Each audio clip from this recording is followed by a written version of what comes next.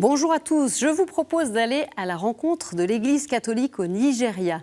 Située en Afrique de l'Ouest, cette ancienne colonie britannique regroupe 36 États autonomes. C'est un pays qui souffre d'une crise multiforme, pauvreté, corruption et insécurité dans de nombreuses régions. Des violences que subissent aussi les chrétiens avec des enlèvements et assassinats fréquents de prêtres. Sur environ 228 millions d'habitants, les chrétiens sont un peu moins de la moitié de la population. Parmi eux, on compte 20 à 30 millions de catholiques. Mais en raison de la forte croissance démographique, la communauté musulmane augmente plus rapidement. Je retrouve notre invité.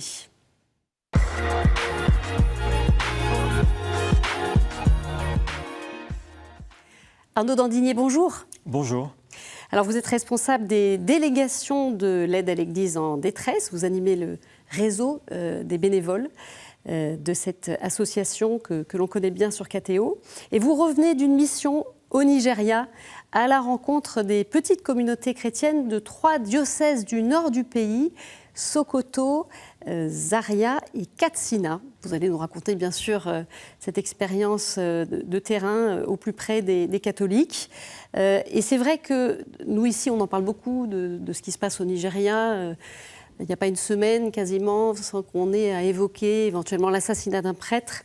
On en parle finalement de cette église à travers ses souffrances. Et il faut quand même rappeler que c'est le premier pays, l'un des premiers pays visés par les persécutions. C'est ce que souligne en tout cas le dernier rapport de l'ONG chrétienne évangélique Portes Ouvertes.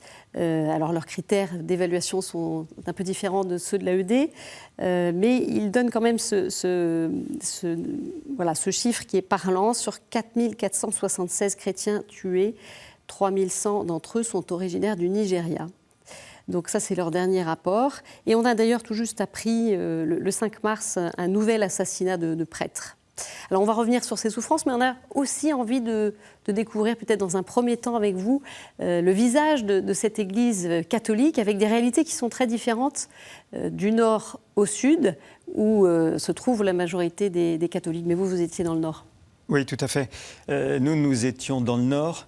Et effectivement, il y a une ligne de partage très claire entre la partie sud, qui représente à peu près le tiers sud du territoire nigérian, et la partie nord, qui est plus importante territorialement, puisqu'elle représente les 2 autres tiers.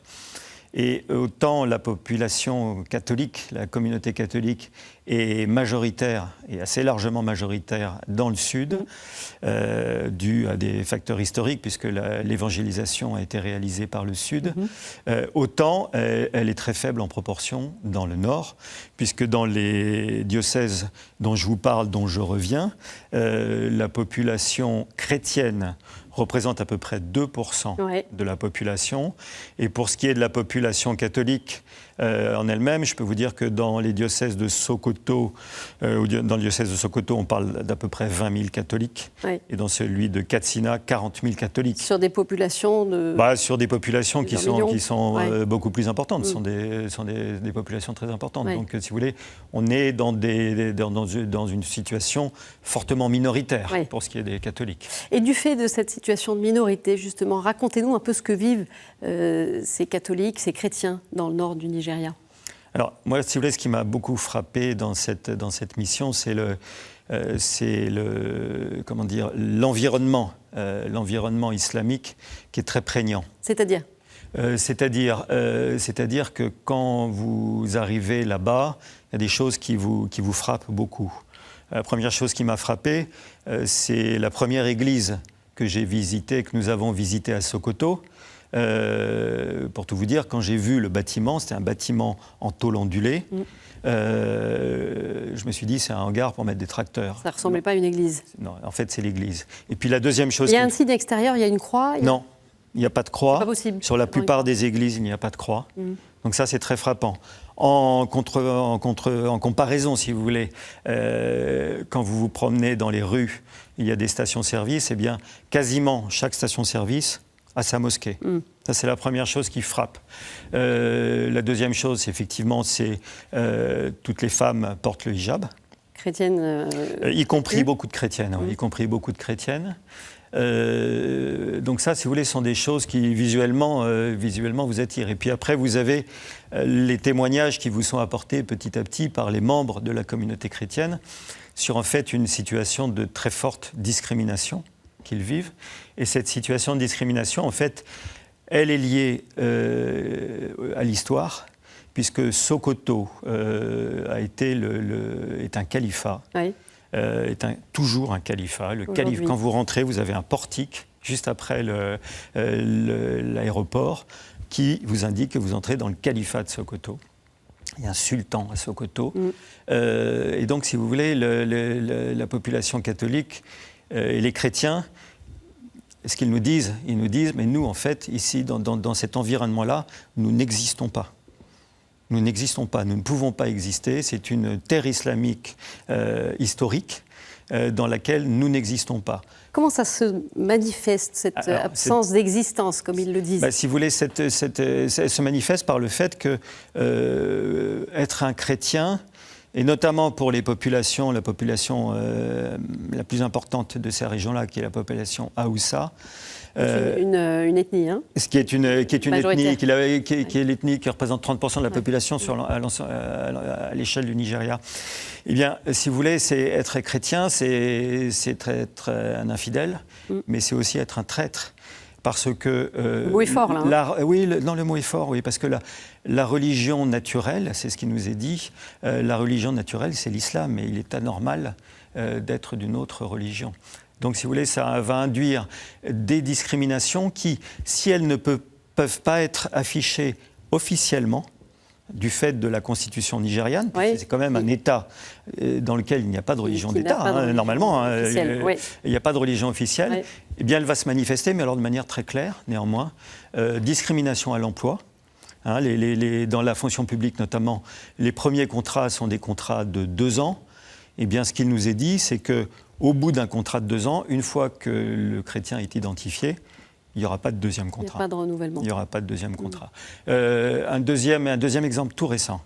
Samedi dernier, donc début du Ramadan, eh bien, je crois que c'est la veille ou le jour même d'ailleurs, 4 États du nord du Nigeria ont décrété que les écoles seraient fermées pendant les 5 semaines du Ramadan pour permettre à tous les élèves de suivre le Ramadan. Dont les écoles chrétiennes. Hein. Toutes les écoles. Oui. Voilà. Ça, c'est ça la situation de discrimination. Acheter un terrain, parce que nous, bien entendu, on est très impliqués dans des achats de terrain, des constructions d'églises. Oui. Donc, c'est une question qu'on a évoquée avec eux. Acheter un terrain, ça se fait par des prête-noms. Parce que si vous arrivez et que vous, par exemple, vous présentez comme un représentant de l'Église pour acheter un terrain... Ça ne marchera pas. Ça ne marchera pas. Donc ça passe par des prête-noms. Voilà, c'est tout ce genre de choses. La question du prénom. Vous avez un prénom qui est chrétien, ce sera d'autant plus compliqué pour vous. Il y a certains chrétiens qui prennent des alias, changent de prénom pour pouvoir avoir un emploi. Alors, vous évoquiez la Constitution et notamment les discriminations que vivent les chrétiens. Vous avez pu rencontrer l'évêque de Sokoto, Monseigneur Matthew Hassan Kuka, qui est une voix forte dans l'Église au Nigeria. Et sur les questions des mariages entre chrétiens et musulmans, on écoute ce qu'il en dit. In Nigeria, in northern Nigeria in particular, it is literally considered, it is inconceivable that a Christian can contemplate trying to marry a Muslim. Yet the Muslims are literally on a daily basis marrying Christians, literally making them Muslims almost by force, as the case may be. And we find that this is in violation of the Constitution. But unfortunately, those who operate the Nigerian Constitution and those who are responsible for enforcing the ideals and principles of the Constitution are really not interested in dealing with those issues. So really, unless and until you have a government at a federal level that is committed, to creating an environment in which all citizens can function as citizens of one country, we'll continue to experience all these challenges at different levels. Voilà, cette constitution qui pose évidemment problème et débat. Alors, malgré ces violences, on l'entend bien, Arnaud Dandinier, eh bien, les vocations, elles sont nombreuses, elles restent nombreuses. Il y a plus de 5600 séminaristes actuellement. Et donc, le Nigeria compte 16 séminaires diocésains. Alors, vous avez rencontré justement des séminaristes. Voilà, racontez-nous un peu. On va voir quelques images d'ailleurs. Oui, on voit quelques images effectivement de la rencontre que nous avons eue avec les Il y a du monde là. Hein, oui, c'était la messe. Alors, ils étaient tous réunis effectivement pour la messe au séminaire donc, de Kaduna. Ils sont combien là? Ils sont nombreux? Ils sont 250. Oui. Ils sont 250. Alors on a eu pas mal d'échanges, tant avec les évêques et quelques séminaristes d'ailleurs. Et ce qui nous a été dit, notamment par les évêques, c'est que leur problème, c'est pas une pénurie de vocations, ce serait presque un excès de vocations par rapport aux structures d'accueil, si vous voulez, des séminaires, que ce soit en termes de place. Vous voyez que les églises sont pleines, l'église du séminaire est pleine, mais aussi en termes d'encadrement. Parce qu'avoir des séminaristes, il ne suffit pas de remplir les séminaires, il faut aussi pouvoir les encadrer. Ouais. Et donc l'évêque de Kaduna nous disait que ces dernières années, il a dû refuser 3/4 des candidats. D'accord. 3/4 des candidats. Donc plus de vocation que de capacité d'accueil. Voilà. Finalement, parce qu'effectivement, on parle de ces prêtres, c'est d'une violence quasi quotidienne, ces prêtres qui sont enlevés, assassinés. Qu'est-ce qui fait qu'un jeune aujourd'hui a envie de donner sa vie pour Dieu, de s'engager? Qu'est-ce qui l'attire dans ça? Bien, écoutez, je crois que l'explication en fait est assez simple, c'est qu'il y a une foi très profonde dans ce pays, très solide, et que je pense que c'est ça. Alors, il y a de temps en temps effectivement la question de du fait que l'accession à la prêtrise est une forme de promotion sociale. Moi, je pense que, si vous voulez, ce raisonnement, il pourrait être compréhensible dans la partie sud du pays, dans laquelle les prêtres sont moins exposés, mais je ne pense pas que l'explication puisse être valable pour la partie nord. Donc c'est un engagement particulier? C'est un vrai engagement. Ouais. Si vous voulez, ces jeunes séminaristes, ils vont se retrouver vraisemblablement, pour certains d'entre eux, en face de la situation dans laquelle prêtres d'une paroisse qui est particulièrement soumise à l'insécurité, il va falloir qu'ils prennent une décision de rester ou de ne pas rester. Et ça, c'est entre leurs mains ou c'est l'évêque qui leur dit « vous restez » ? C'est entre leurs mains. C'est entre leurs mains. Ils ont la liberté de rester. Ils ont la liberté, puisque l'évêque, dans sa responsabilité, quand il voit que le risque devient très important, il leur offre la possibilité de quitter leur paroisse. Et qu'est-ce qu'ils font en général? Ils restent. Il reste, et ce qui est frappant, donc si vous voulez, c'est bien entendu la structure paroissiale est très importante. Et nous, ce que nous avons vu, ce sont alors, la paroisse est organisée de la façon suivante. Il y a la paroisse principale, et puis il y a des établissements secondaires qu'ils appellent outstations, et donc dans lesquels les prêtres passent aussi. Il y a les catéchistes, dont on reparlera aussi, qui font un gros boulot dans ces outstations. Mais l'objectif des villageois, c'est de devenir une vraie paroisse, avec le prêtre qui soit là. Et donc, ce qu'ils font pour persuader leur évêque de leur envoyer un prêtre... malgré l'insécurité. Oui, malgré l'insécurité, c'est qu'en fait, ils commencent à construire un presbytère. D'accord, pour pouvoir accueillir le prêtre, ils prennent l'initiative localement, ils contribuent localement et ils commencent à construire, on a vu des cas comme ça, dans lesquels ils commencent à construire un presbytère pour convaincre l'évêque de leur envoyer un prêtre, tellement c'est important pour eux. Ah oui. Alors oui, effectivement, les catéchistes, vous en avez aussi rencontré, il y en a plusieurs milliers aussi. Alors ils ont la particularité d'être salariés. Comment est-ce qu'ils participent à la mission de l'Église ? Alors, donc effectivement, déjà, ils sont physiquement facilement reconnaissables parce qu'ils sont habillés d'une soutane violette. Ils sont formés donc pendant 2 ans, à temps plein pendant 2 ans. Et ils assurent, si vous voulez, en fait, ce ministère de catéchistes auprès des paroisses, de diverses façons. Bien entendu, la catéchèse, l'encadrement des mouvements de jeunes qui sont très importants là-bas. Et puis, par exemple, ce sont eux qui assurent le service des funérailles, bien souvent, puisque ça évite. Les déplacements sont assez longs du fait de l'état des pistes. Et la mobilité est un enjeu très important. Ils nous ont tous passé le même message qui était « envoyez-nous des motos, on a besoin de motos pour pouvoir se déplacer en sécurité ». Voilà, c'est ça leur ministère, oui. Mais ils le font vraiment à temps plein, oui. À temps plein. On va à présent parler de la place de l'Église dans la société nigériane. Alors vous évoquiez tout à l'heure effectivement cette fermeture des écoles. Ouais. Les écoles, elles ont un rôle essentiel au Nigeria. Il y en a environ 6600 écoles catholiques à travers le pays. Quel est l'enjeu aujourd'hui pour l'éducation catholique au Nigeria ? Dans un pays où il y a 10 millions d'enfants qui ne sont pas scolarisés. Oui, absolument. Absolument. Alors l'enjeu, il est bien entendu l'enjeu classique de l'éducation des populations, mais il y a d'autres enjeux qui viennent se superposer à ça. Il y a un enjeu qui est très important, qui est c'est-à-dire un travail de longue haleine sur l'éducation à la tolérance. Et de ce point de vue-là, les églises catholiques ont un rôle très important parce que comme ce sont des écoles qui ont un très bon niveau et reconnues comme telles, y compris par la population musulmane, scolarise beaucoup de... Elle scolarise beaucoup d'enfants musulmans. Donc, si vous voulez, sur l'éducation à la tolérance, ce sera toujours ça, si vous voulez, qui sera engrangé. Oui. Et puis, d'autre part, vis-à-vis de la population chrétienne, elles fournissent d'une part, donc, comme je le disais, une éducation de très bonne qualité, et d'autre part, elles ont un rôle d'orientation qui est non négligeable. Dans le contexte de discrimination que j'évoquais, il y a certaines professions dans lesquelles les musulmans suivent beaucoup moins de formation que les catholiques, qui sont le médical et qui sont toutes les formations scientifiques.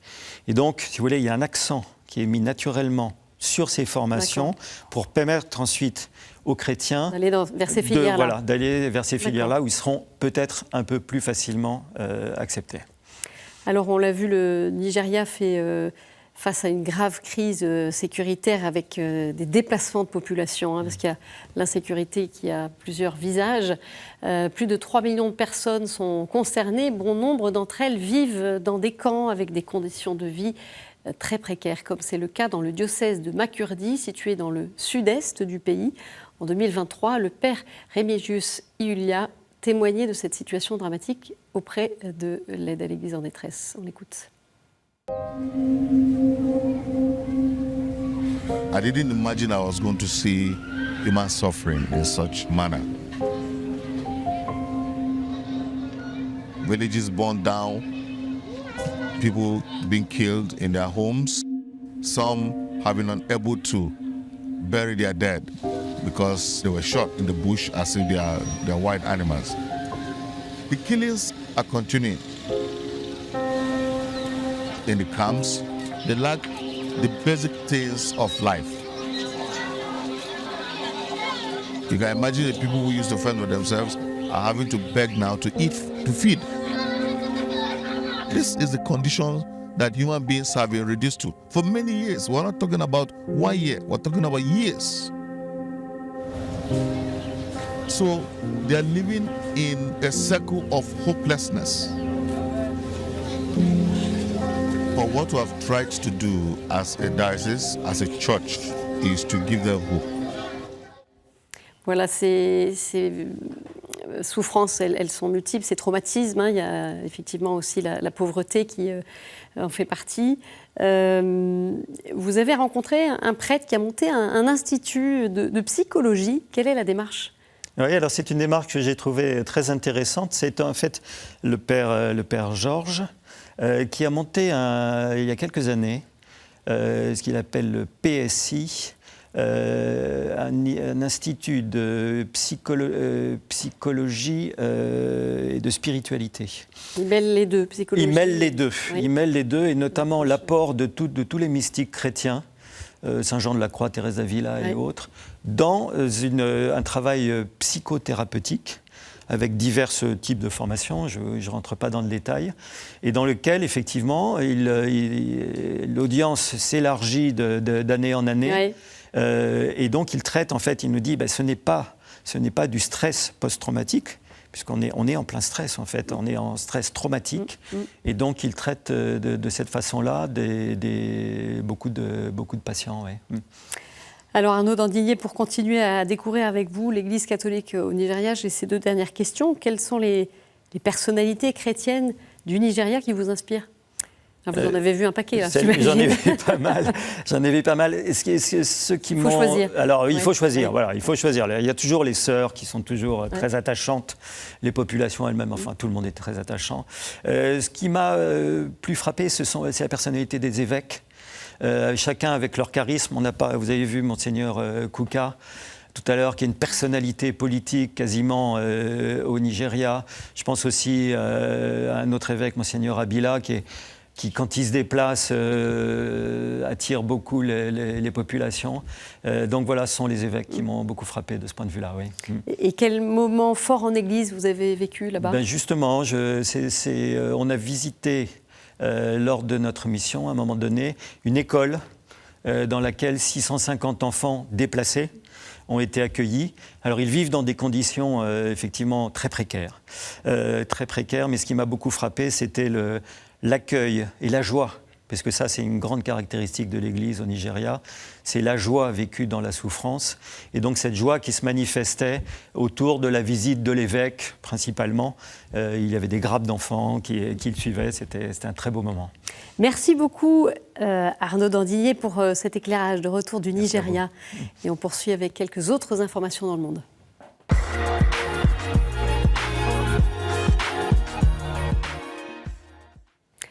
Meurtri depuis des années, Haïti subit la violence et la barbarie de groupes armés.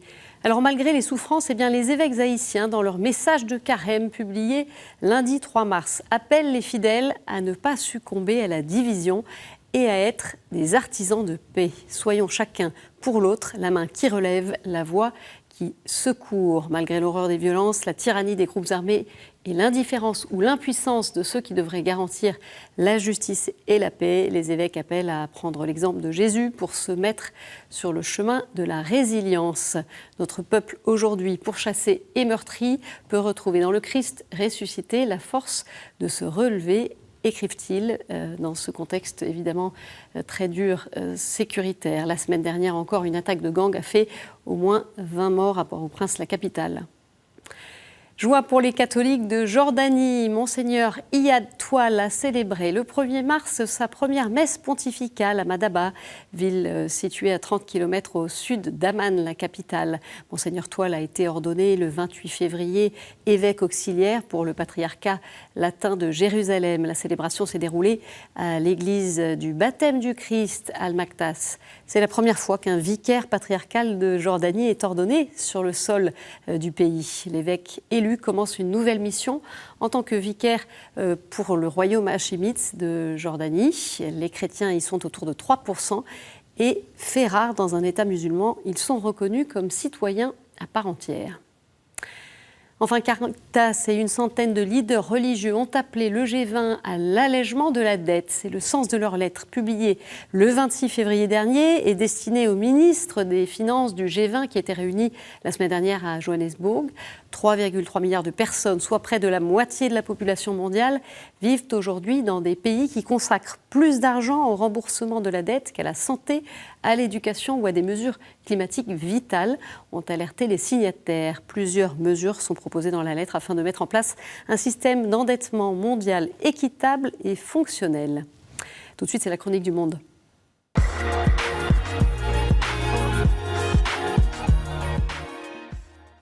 Et on retrouve le père Jean Thine, prêtre de l'archidiocèse de Hanoï au Vietnam. Bonjour à tous. Aujourd'hui, nous rentrons dans le temps de carême. Le temps de 40 jours nous amène vers Pâques avec le Christ. La messe de mercredi des cendres aujourd'hui nous permet de recevoir la cendre sur nos fronts pour signifier que nous sommes poussière et nous reviendrons à la poussière. Mais le temps de carême au Vietnam est particulièrement différent.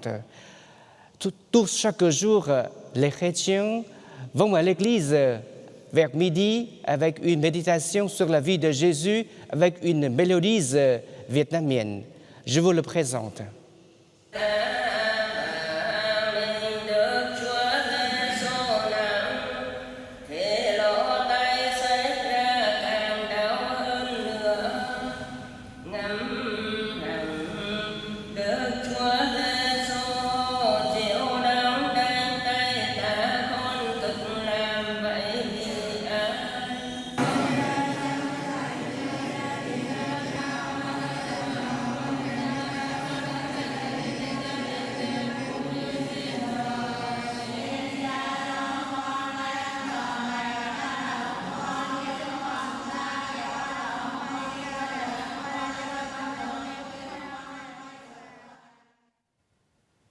Merci Père. Voilà, c'est la fin de cette édition. Merci d'avoir suivi. Vous pouvez la retrouver sur notre site, nos réseaux sociaux, sur KTO Radio. Je vous dis à jeudi prochain. Au revoir.